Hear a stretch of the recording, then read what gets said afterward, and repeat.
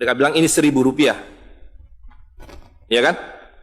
Tapi makin lama di dalam isi riba, Rp1.000 yang dulu bisa dipakai untuk membeli 50 kg emas pada tahun 46, ketika pertama kali diberikan rupiah, hari ini diberikan tukang parkir pun tidak mau. Maka mereka ganti gambarnya dengan Soekarno-Hatta, nolnya ditambah 2, menjadi 100.000.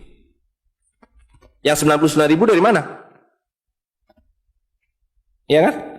99.000 dari mana? Dan kalau ini kita belah 2, dibelah 4, mau saya kasih 4 mahasiswa. Kemana samannya tadi itu nilainya?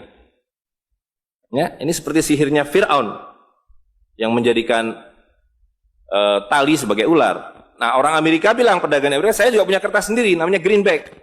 Tapi kertas saya punya 10.000 kali lipat dari kertas saudara.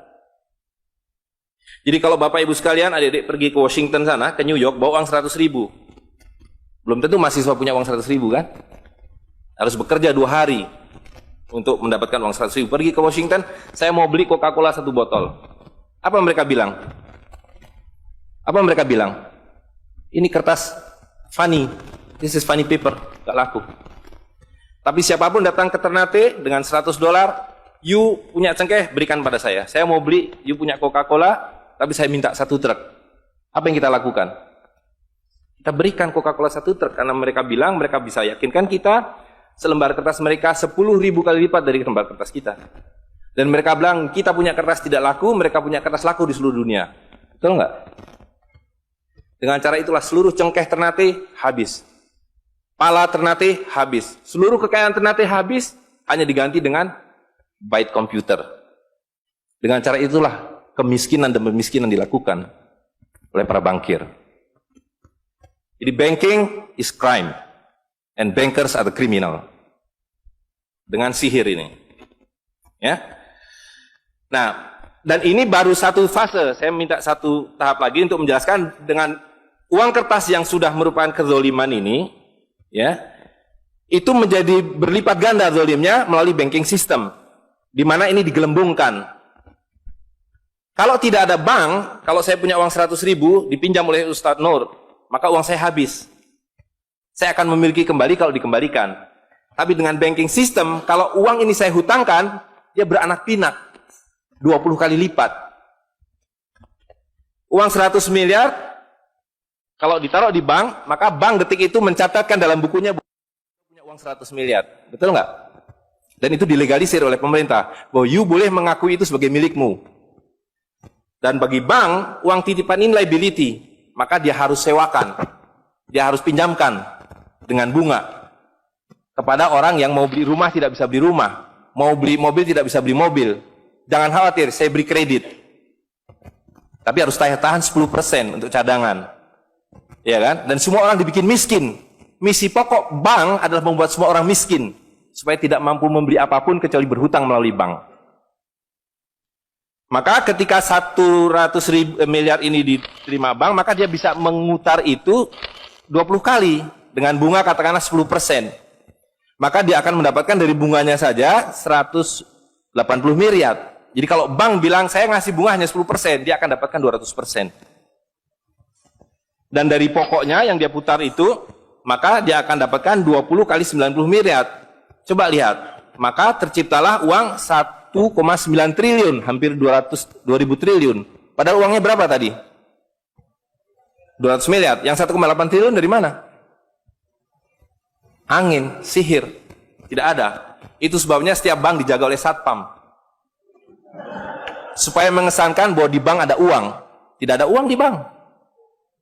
Itu kenapa setiap pegawai bank pakai jas, pakai dasi, supaya orang yakin bahwa uangnya dijaga dengan baik, karena di situ tidak ada uang. Dan itu sepenuhnya pengelabuan. Jadi bank itu adalah arisan berantai. Kalau kita datang mengambil uang, tapi orang bisa bilang, tapi kalau saya ngambil uang di bank kok ada? Uang siapa yang diberikan? Uang Anda sudah nggak ada. Jadi orang percaya bahwa bank adalah tempat yang paling aman menyimpan uang. Bank adalah tempat paling tidak aman menyimpan uang. Belum Anda keluar dari pintu bank, uang Anda sudah nggak ada. Membuktikannya gampang. Datang pada hari yang sama, minta saya mau ambil uang saya hari ini. Potong telinga saya kalau Anda dapat uang, kecuali 10% dari nasabah. Bisa dipahami? Ya. Uangnya tidak ada. Itu. Nah, tapi yang perlu dipahami adalah akibatnya. Kalau kita tadi punya uang 100.000, di sini ada satu handphone, maka berapa harga handphone ini? Ceteris paribus kata ekonom. Maka harga handphone ini ada 100.000, ya kan? Tapi ketika ini digelembungkan menjadi 2 juta, sementara sumber daya alamnya tetap, berapa harga handphone ini? Menjadi 2 juta. Dan itu mereka bilang inflasi. Jadi inflasi adalah kebohongan. Lihat ya, dulu ketika Republik Indonesia didirikan, uang yang pertama dicetak adalah 1 sen, paling besar 100 rupiah, 600 rupiah. Uang 1000 pernah didesain tapi tidak dicetak karena terlalu besar. Karena dengan 1000 Anda sudah dapat beli emas setengah kilo. Pada waktu itu 1 gram emas hanya 2 rupiah. Dan mereka berjanji, jangan khawatir, setiap rupiah saya jamin dengan 1,5 gram emas. Sampai sekarang itu berlaku Undang-Undang tahun 46. Nah tapi lihat, karena uang kertas itu sihir, dicetak makin banyak, nilainya merosot. Bebeknya mah tetap, cengkehnya tetap, palanya tetap, tapi nilai uangnya yang merosot. Maka mulai tahun 52, ini pertama kali by the way, ini Bank Indonesia baru muncul tahun 52. Bank Sentral Republik Indonesia itu bukan Bank Indonesia, dulu namanya BNI 46. Tapi Belanda tidak mau. You mau merdeka, you mesti nurut saya. Hentikan BNI 46, ganti dengan bank saya, The Jeffers Bank, menjadi Bank Indonesia. Dan hentikan uang Republik Indonesia, ganti dengan uang saya, Guilders, yang kemudian berubah menjadi uang Bank Indonesia. Oke? Nah, begitu muncul tahun 52, rupiah sudah mulai tidak laku. Dibikinlah uang 1.000 rupiah. Ringkas cerita, tahun 57, uang 1.000 sudah mulai tidak laku. Dibuatlah 2.500 rupiah. Dibuatlah uang 5.000, pertama kali muncul 64, uang 10.000 rupiah. Pak Karno bilang kita sudah terlalu miskin. Maka uang 1.000 digunduli menjadi 1 rupiah yang disebut centering. Tapi tidak lama kemudian muncul lagi. Karena uang kertas adalah penipuan. Worthless. No value. Ringkas cerita, Pak Harto dibilang berhasil dalam pembangunan, dia bikin uang 50.000 rupiah. Dengan gambar Pak Harto dan kapal terbangnya.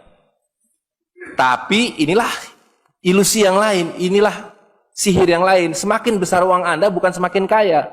Semakin uang besar Anda berarti semakin miskin. Bisa diikuti? Maka ketika terjadi krismon, rupiah makin tidak laku, harus dibikin uang 100.000. Dan sekarang uang 100.000 sudah mulai tidak laku. Ibu-ibu sudah komplain kalau pergi ke pasar dengan 100.000. Betul nggak, Bu? Sudah tidak bisa beli apa-apa ini. Maka mereka dua pilihannya. Pilihan pertama adalah mereka akan mencetak uang 200.000, 500.000. Tapi tidak mungkin. Komputer sudah nggak bisa menghitung. Kalkulator nggak bisa menghitung. Hang. Terlalu banyak nolnya. Pilihan kedua adalah digunduli nolnya, redenominasi.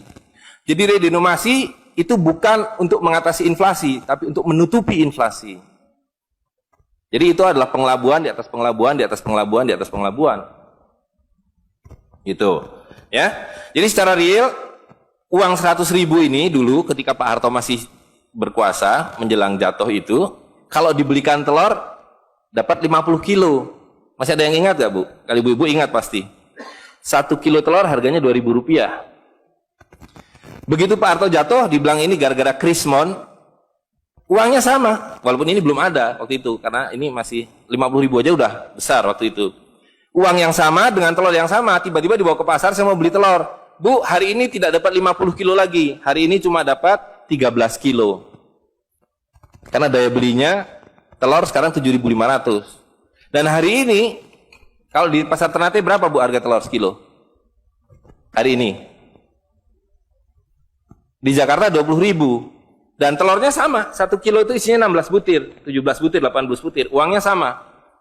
Tapi hari ini kalau dibelikan telur hanya dapat 5 kilo. Kemana yang 45 kilo?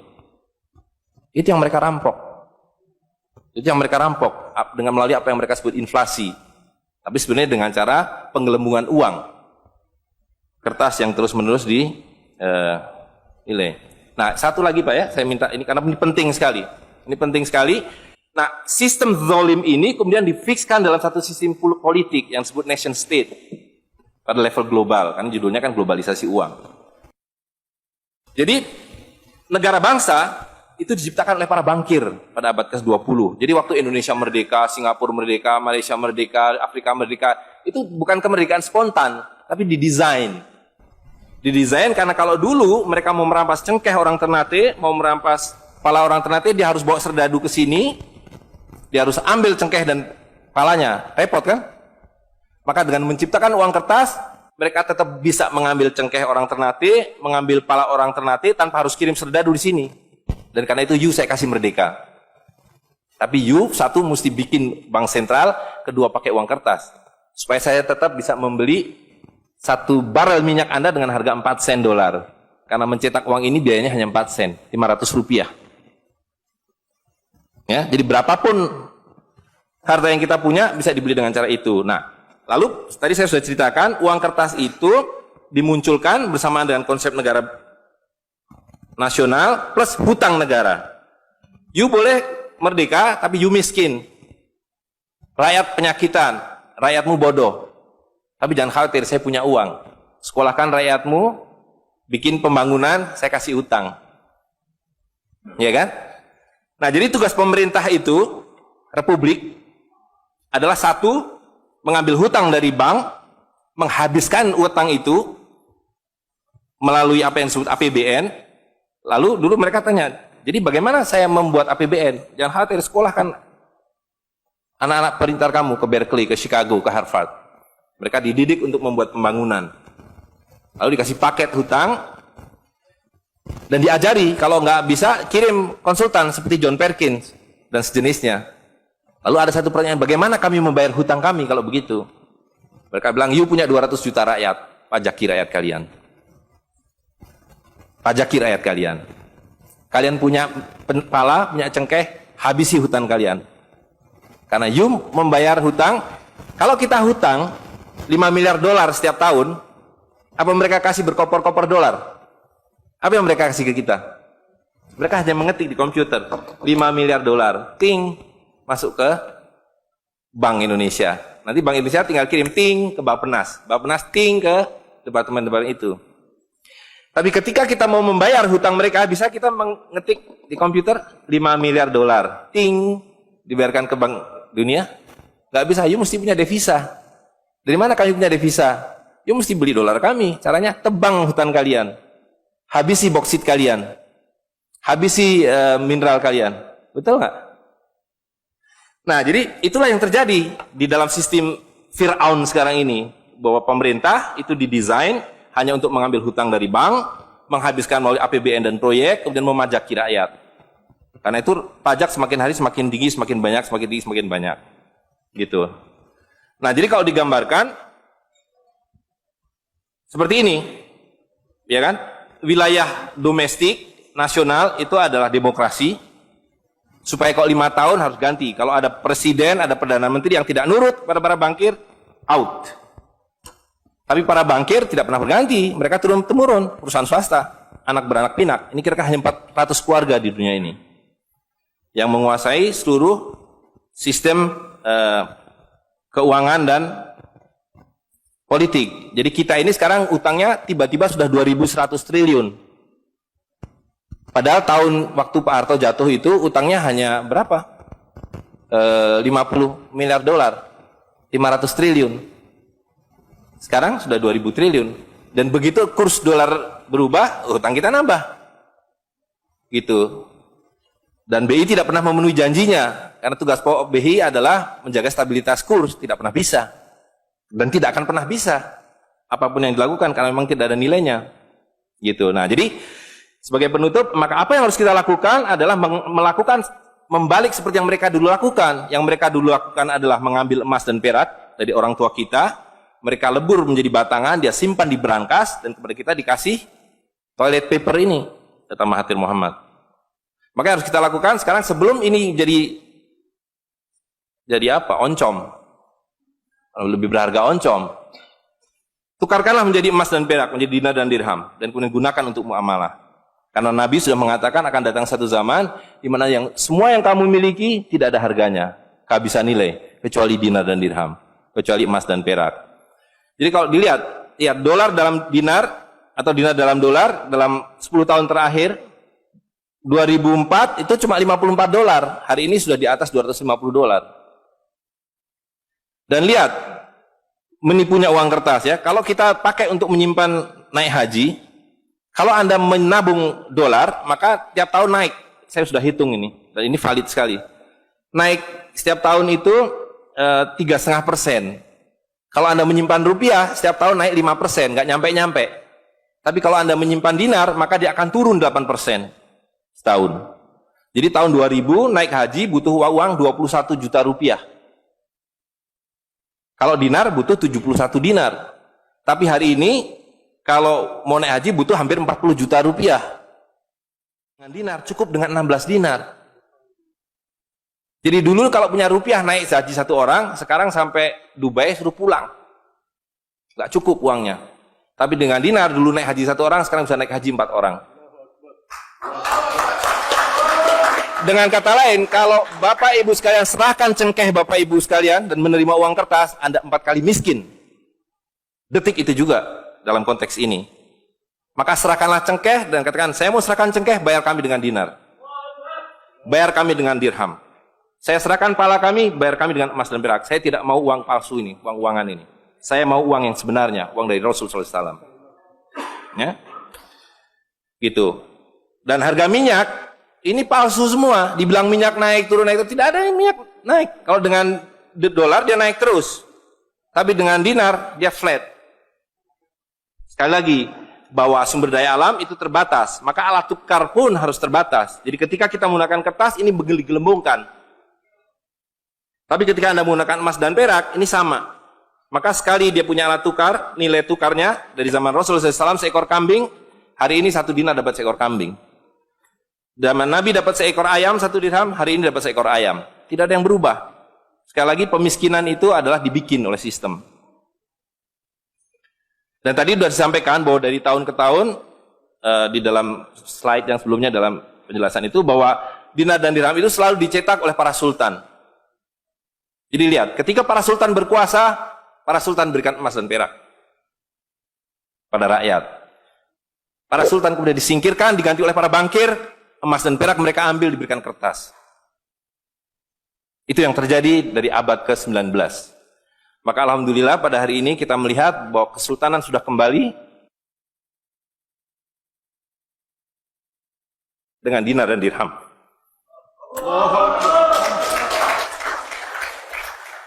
Dan ini adalah awal berakhirnya sistem riba.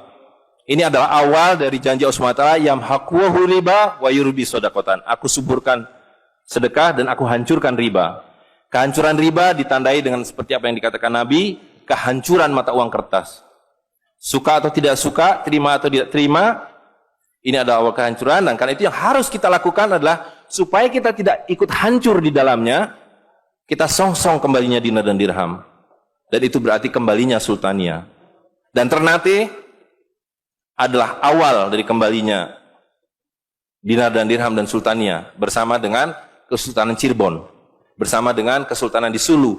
Jadi sekarang sudah ada 3 sultan yang mencetak kembali dinar dan dirham. Dan ini akan mengawali kembalinya dinar dan dirham di seluruh dunia.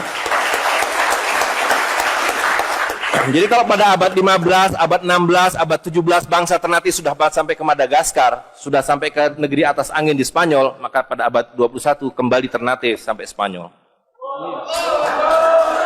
Ternate sudah kembali sampai Afrika Selatan, sudah sampai Eropa melalui dinar dan dirham yang berlaku di seluruh dunia. Orang Amerika tidak bisa mengatakan emas saya 5 kali lipat dari emas saudara, tidak bisa. Emas kami dari Ternate sama harganya dengan emas kalian. You 1 dinar, kami 1 dinar. You 1 dirham, kami 1 dirham. Itulah keadilan. Ya. Jadi karena itu Bapak Ibu sekalian, yang terakhir sekali saya ingin sampaikan, dinar dan dirham yang kita bicarakan ini tidak ada artinya kalau berhenti hanya di dalam ruangan ini. Dinar dan dirham harus segera berkemerincing di kota Ternate. Dan Anda semua yang harus memulainya. Tadi 2 orang sudah menyatakan diri sebagai relawan Jawara, jaringan wirausahawan dan pengguna dinar dirham Nusantara. Maka dalam waktu sebentar, insya Allah di Ternate, dari 2 orang ini akan menjadi 2.000 orang yang menggunakan dinar dan dirham. Ya, dari 2.000 akan menjadi 200.000. Seluruh penduduk Ternate menggunakan dinar dan dirham.